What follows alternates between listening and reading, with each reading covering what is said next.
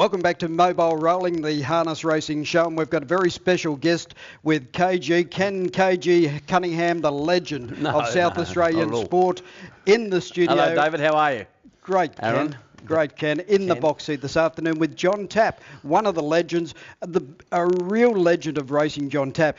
Look, growing up, John Tapp was one of the most the most admired people, I think, of anybody going to racing. He certainly was for me. I looked up to him as a race caller, and he's always been involved with harness horses as a trainer as well. And just a terrific person, John Tapp, and a great ambassador for racing as a whole. No doubt about that, David. Growing up as I was and working with Bruce McAvaney, who I had great respect for, but Johnny Tapp was always my favourite caller, particularly the harness racing and also the races. So I'm very lucky that we're about to introduce, of course, the legend, call him what you want, of racing, Johnny Tapp. Johnny, welcome to the show.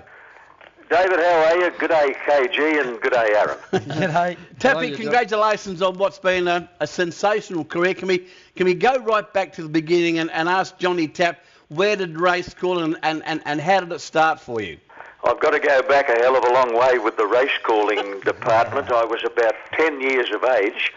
I lived in a Sydney suburb called Cogra, and there was a stormwater channel that ran very close to where I lived with about, maybe 2 inches of water flowing in a pretty rapid current at all times. And in the mind of a 10-year-old, it seemed a perfect race course. But I had to find race horses. And paddle pop sticks came into play. I used to pick them up off the streets or save the sticks when I'd eaten a paddle pop. I had dozens of them, and I used to paint them in the colours pertaining to the well-known racehorses of that era, the 1950s. I'd grade them, I'd have a welter, I'd have a maiden handicap, I'd have a weight for age race. I'd throw them all into the stormwater channel and walk along beside them for quite a distance, really, and call them as though they were real racehorses. That's the very earliest recollection I have. And Tappy, at that stage, did you ever dream that you would have the career that you had as a race caller, well over 30-odd years and so forth, and do what you've done? Oh, of course not. I don't think anybody could envisage what lays ahead. In life, you just can never tell from one day to the next, but all I know is I had a burning desire to be a racing commentator. Ken Howard was my idol. I used to listen to him on radio every Saturday afternoon. He was a massive inspiration to me. And to meet him in later life and to eventually become his understudy with the old Macquarie Network was one of the true highlights of my life. Tabby, you called both harness and the gallops. Would I be wrong to say that perhaps harness was your first love or not? Well, strangely enough, back in the early days when the Macquarie Network decided to mount a harness racing service from Harold Park in Sydney, Ken Howard was asked to provide the commentary. But Ken had Saturday commitments. He had an early start on Saturday mornings and he wanted no part of it. Now, at that time, my role was simply to call the provincial gallops, tracks like Gosford, Wyong, Hawkesbury, Kembla Grange. And on other days, Wednesday and Saturday, I was Ken's race box, broadcast box assistant. Now, Ken told management that he wanted no part of the trotting call, and I was immediately conscripted to fill that role. And when my very first meeting at Harold Park, I was bored to tears. It took me many, many weeks to start to recognise that these horses had a certain fluency and a certain rhythm. And within 6 months, I could see a majesty in them. Yes. I could see that they were tough and durable, very genuine horses, and I fell in love with them.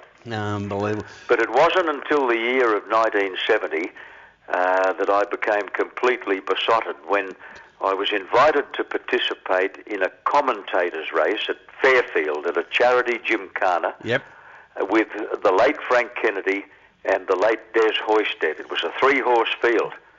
Now, I agreed to do it, and then I fainted.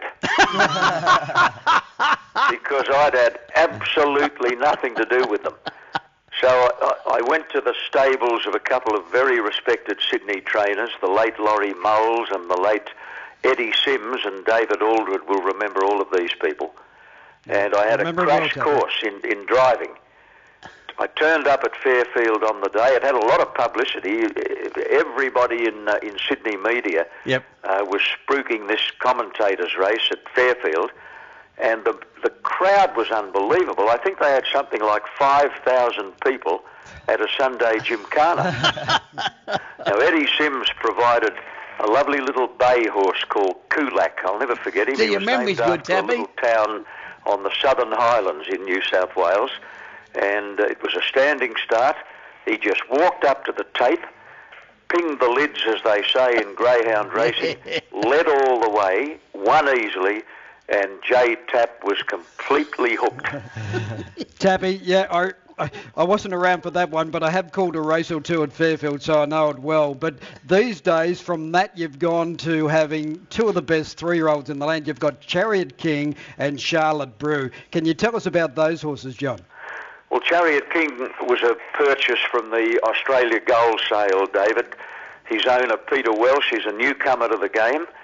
He's an ex-Adelaide resident, actually, and he used to go to the old Wavell Showgrounds years ago. And he always liked the sports. He went into business in New South Wales. He sold that business a few years ago, and he looked around for something to do, and he recalled how much he'd enjoyed harness racing years ago. So he went to the Australia Gold Sale, bought himself a flashy little colt by Badlands Hanover, which he named Chariot King, and the rest is history.